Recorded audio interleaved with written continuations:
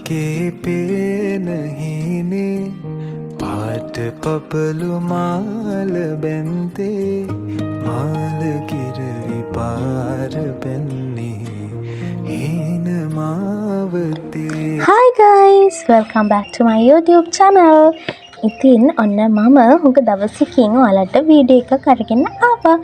ඉතින් මාව අඳුරන නැති ඔයාලා හැමෝම මම මගේ YouTube channel එකට ආදරයෙන් පිළිගන්නවා.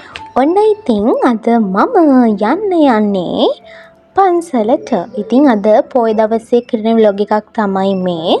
ඉතින් මමයි නංගි දෙන්නා මේ පන්සලට යන ගමන් තමයි ඉන්නේ. ඉතින් ඔයාලා බලනවා ඇති අපි මේ උදේම මොකටද පන්සල් යන්නේ කියලා. ඉතින් අපි පන්සලට යන්නේ අද අපිට සිල් ගන්න අයට තේ වේල දෙන්න තියෙනවා. ඉතින් ඒකට ඕන කරන බඩු ටික ගන්න තමයි අපි මේ පන්සලට යන්නේ. ඔන්න මයි නංගි බඩු ටික අරගෙන ඉක්මනටම ආපහු ගෙදරට යනවා. මොකද අපිට මේක හදිස්සියෙම ලැබුණ දෙයක්. ඉතින් අපි එදාට දෙන්න තීරණය කරන් ඉඳපු දෙයක් නෙවෙයි. ඔන්න අපි ගෙදර ගිහින් අපි ගෙදරට එද්දී අපේ අම්මා වතුර එක ලිපේ තියලා ඉතින් මේ දාන්නේ ඉඟුරු. මොකද ඉඟුරු දැම්මම තේ රසයි. ඉතින් කිරිතේ තමයි අපි අද හදන්නේ ඉඟුරු දාපු. මේක 10ට විතර දෙන්න ඕනේ. ඉතින් මේ ඉක්මනට වැඩ කරන්නේ. දැන් වෙලාව 9:00 පහු වෙලා. මේක අපිට අද 9ට විතර තමයි දැනගන්න හම්බුනේ අද සිල් ගන්න අයට තේ වේල දෙන්න කවුරුත් නැහැ කියලා. ඉතින් ඒ වෙලෙම ගත තීරණයක් තමයි මේක. හරි. ඔන්න ඉතින් මේ අපේ අම්ම තමයි මේ තේ හදන්නේ. ඔයාලා මොනවද පොය දවසේ කරේ? ඉතින් අපි නම් ඉතින් ඔන්න ඔයම තමයි කරේ පොය දවසේ.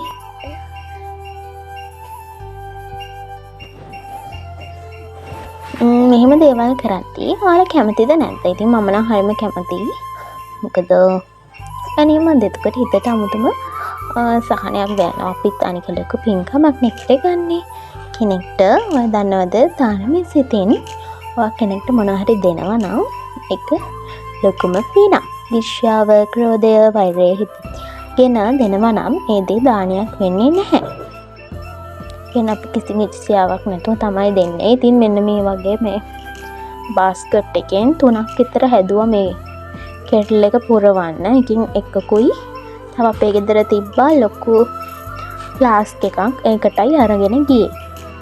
ඉතින් අපිට කියලා තිබ්බේ සිල් ගන්න 30 දෙනෙක් වගේ ඉන්නවා කියලා. ඉතින් එහෙ වැඩ කරන අයට ඊට පස්සේ බෙර ගහන ඉන්නවනේ ඒ අයටත් දෙන්න ඕනේ. ඉතින් ඒ නිසා අපි ඒගොල්ලන්ට වෙනම ප්ලාස්ටික් එකේ දාන් ගියේ. ඉතින් අපි දුන්නේ කිරිතේ බිස්කටුයි උදේට 10ට විතර. ඊට පස්සේ හවස 3ට විතර හවස ගිලම්පස වේලට දුන්නා කොත්තමල්ලි හකුරු. ඔන්නෝම තමයි ඉතින් මගේ පොය දවස ගෙවුනේ. ඔයාලා කැමතිද පොය දවසට පන්සල් යන්න? මම නම් හරි කැමතියි. මොකද හරිම කාම් නිදහසක්. කාම් සිතුවිල්ලක් අපිට දැනෙනවා. මොකද පන්සලට ගියාම ඔයාලා බලන්නකෝ ඒක මාරම අමුතුම දෙයක්. අමුතුම ෆීලින් එකක් තමයි. එනම නිදහසක් දැනෙනවා. ඔයාලට එහෙමද? අපේ පන්සලට ගියාම නම් මට නම් එහෙම ගොඩක් දැනෙනවා. තාම අපේ පන්සල හදමින් තිබුණත් ඇත්තටම හරිම නිස්කලංක පරිසරයක් තමයි තියෙන්නේ. ඉතින් ඔන්න අපි දැන් ඉක්මනට යනවා. අපේ ගෙවල් ළඟ තමයි අපේ පන්සල තියෙන්නේ. ඒක තමයි අපි මේ පයින් යන්නේ. ඉතින් ඔය අපේ නංගි අපේ බබාවත් අරගෙන යනවා. හරිම ෂෝක් එක දානම්. ඉතින් ඔය බිස්කට්ස් ඊට පස්සේ ඒව බිඳුව අම්මයි පුංචි දෙන්න එක. ඔය අපේ බබාට ඉතින් එක තැන ඉන්න බෑ. බිමටම බහින්න ඕනි. ඔය පන්සලේ ධර්මශාලාව ඇතුලේ අපේ අම්මගෙන් ගෙල්ලෙල්ල ඉතින් ඉන්නම් දඟ කර කොහෙ ගියා.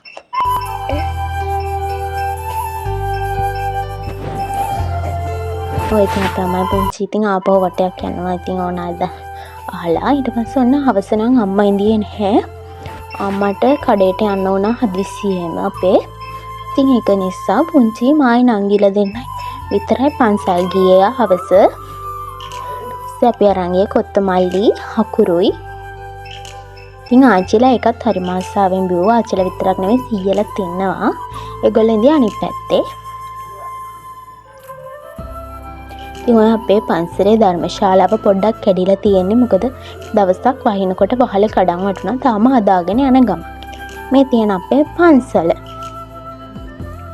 ඉතින් අපි ඔහොම ටික වෙලාවක් එළියට වෙලා ඉඳලා අපි ඉතින් හිතුවා පන්සල අතු ගන්නවා කියලා.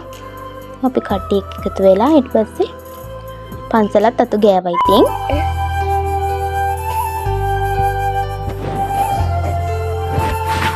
ඇත්තටම මෙහෙම වැඩ කරාදී මම නම් හරියම කැමතියි පන්සල අතු ගන්න. මොකද අර මුහුදු වැලි වගේනේ තියෙන අපේ ගෙදර තියෙන එහෙම වැල්ලක් නෙවෙයි. ඒක නිසා හරියම ෂෝක් මම ආසයි පොල්ලත් හැඩයට අතු ගාලා ඒක ලස්සන බල බල ඉන්න. ඉතින් මම නම් පොල්ලත් හැඩයට තමයි අතු ගෑවේ. හරියම ලස්සනයි යන්නේ එතකොට. ඉතින් ඔන්න අපේ බබා තනකොළ ගලවනවා. මේ අපේ උඩමාළුවේ උඩම තියෙන පිළිමේ. ඔන්න ඔහම තමයි ඉතින් ඉද අපේ දවස ගෙවුනේ. එහෙනම් හැමෝටම බයි. අදට මං ගිහින් එන්නම්.